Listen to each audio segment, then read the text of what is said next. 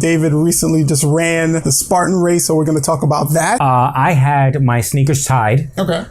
Fresh cross trainers, ready to go. Kind of broke them in, but whatever. I stepped in a pile of mud. This is how deep it was. It pulled my sneaker right off. By a certain point, That was it. they were pulling us off the race, Okay. right? All right. And so that lit a fire under my butt real quick. You weren't going to fail. No, I refuse. No, nothing wrong with failure as long as you learn from it. But in this case, nothing was going to pull me off that race. You had to make it to what is called the bucket carry. So imagine a bucket, like a Home Depot bucket filled with gravel. So you haul this bucket up. You're not allowed to put it on your shoulders. You're just supposed to carry it. Like give it a hug, carry it. And I'm going through this woodsy area, hopping over fallen trees in this mud. And I'm supposed to carry this bucket all up in and around and then drop the bucket off, right? No. So I had to make it to that obstacle that would have pulled me off. But I did. I grabbed the bucket and kept it moving. It just so happened that in this case, I'm carrying this bucket O-ring and I stepped over a branch or a fallen tree, right? Land into this mud pit. The mud pulls my sneaker off.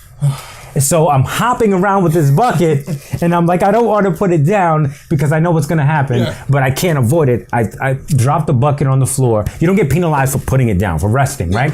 Drop the bucket down, situate my shoe, tie it up again, knot it up. And then I pick this bucket back up and now it's full of mud now. So there goes. Put it down and it became even heavier. Yeah, I add some weight to it, right? So whatever. Long story short is I finished it, dropped the bucket, on to the next obstacle. Up again, up mountains, down mountains. Now I'm talking about mountains, not hills, because I can literally reach my hands out in front of me and help carry myself up the mountain. I'm actually happy I missed this thing. This sounds terrible. Oh my God. So coming down the mountains, now this is where the creakiness starts coming in, because coming down the mountains, it's either you were stepping in, falling into mud, or you were landsliding down. And I had my share of spills, landing onto rocks and so on. Look, bumps and bruises, that's the easy part. Okay. So I seen people literally sliding down because they had no grip, but my knees felt like they were getting stabbed by pokers, and I was like, this can't be arthritis. It was just it's inflammation of the knees or whatever it's called, right? You're putting so much stress on it. You're not used to so much exertion of energy. It's crazy. So this happened about the third mile. I still had 2 miles to kick it. So when I started to fall back into that zone, like, oh my God, I still have 2. I was like, yo, shake it off. You're gonna do it. Okay. It's done. Okay, so, and that's what I had to do. Keep my eye on the prize and keep it moving. So up the mountain, down the mountain, up the mountain, down the mountain. You have to low crawl under barbed wire. Real barbed wire? Real barbed wire. Sharp barbed wire. And the person there was saying, please don't get up because you will. You're barbed wire. And there were all types of warning signs. By the way, you have to sign a death waiver before you enter the Spartan race, which is a smart idea, right? On their end, David decided to wear a water pack, which I have, packed, and you can put the tube in. And listen, that just added 2 pounds to my back, and I was running with this water pack. Did you drink a lot of water? I absolutely did not. I had no time. I was trying to breathe, not drink water. The volunteers handed us cups of water at a certain point, so that was cool. You don't need water. If you're gonna run this thing, just to flip and run it. Unless you're gonna do more than 5 miles, then I recommend you bring a water pack. But the first one, just bring you and make it happen. But fortunately, I decided to do something that I've never done. As a Marine, I've done the barbed wire thing, and we low crawled it, knees and elbows, and went through. So in this environment, there were nothing but rocks and mud and so on. And so I was like, this is going to feel great, right? But what I ended up doing was, for the first time, I started spinning. Turning, like rolling through the barbed wire, and my back, the water pack, kind of just propelled me forward. Any means necessary. So I was good and dizzy, but it got me through. So I was like, great. One of the scariest parts, Jones, was that in the race, and it's freezing. Now, it's winter time in New York and New Jersey, right? So you have to go in water, submerge yourself in water underneath a wall and come up. Oh, wow. Right? So, okay, it doesn't seem complicated. It's not complicated. You jump in the water's freezing. Yeah. So I get underneath the water. The water's muddy, by the way. So there's no clean water here. The water's nice and muddy. Like, okay, let's do it. Let's submerge. because this is one of the easiest parts of this race, right? So by this time, this is one of the points where the audience, my wife, she got to see us and what we were doing. So under the water, up above the water. So I'm under the water and I'm due to come back up and my pack gets stuck on the wall. Oh, wow. So I'm submerged. I'm submerged in the water. Any panic? Just a little bit? The bottom line, don't panic. Understand that, look, you can go to the pool and panic. You're not going to drown.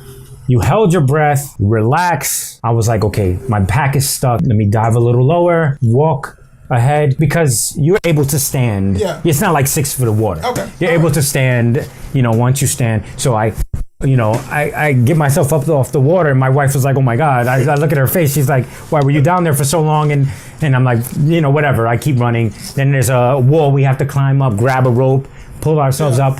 Listen. Damn, that water pack was really a bad idea. It was a bad idea. But ahead of me, this is what I see. I see Everett Russell and Nafisa Beer. Another shout out, gentlemen. They didn't wait for me per se, but they were kind of waiting for me. And how they were doing so was, let's say they were on top of a wall. Yeah. They were helping other Spartan racers Oh, that's fantastic. scale the wall Yeah. and things like that. I was like, these dudes are my brothers for life, man. awesome. They were really doing it. All said and done, I'm limping through the race. They're waiting for me. They already earned their medals. I earned mine. I finally you have to jump over like a small little pit of fire. Easy peasy. A small little pit of fire. When my knees are hurting and I'm limping over, that flipping jump was phenomenal. It's off the list. I will never doggone run this race in my life again. But that was just pain talking, all right? And I was freezing. I was Okay. wet. I was freezing. Yeah, because I remember Muddy. the text you sent me a text like, now I'm done. No, yeah, I'm done. Because initially I was like, I'm going to do this and I'm going to do this. But now that it's been about a month, I'd say, right? Yeah, About a month. About that. Now I'm starting to think maybe different kind of training. So it's coming into fruition again. Maybe I'll do the Tough Mudder, Okay. even though I felt like I did a Tough Mudder there. Yeah. Do you really need to do this? No. Right? It's not something that is a necessity. Right. It's something that he set as a goal and chose to do. Right on. And accomplished it. And enough. like he said, they were going to pull him off the field if it came to that. So when I talk about overcoming adversity and breaking through that wall, you have to kind of set your goals and then you have to actually work to achieve and accomplish the goals. The comfort zone is your death area. Listen, you're either growing or dying. There's no in between. If you're comfortable, it's okay to sit in the comfort zone for a while, but don't make your home there because then you're dying. Yeah. And that's the bottom line. So I did this. Yeah, it was extreme.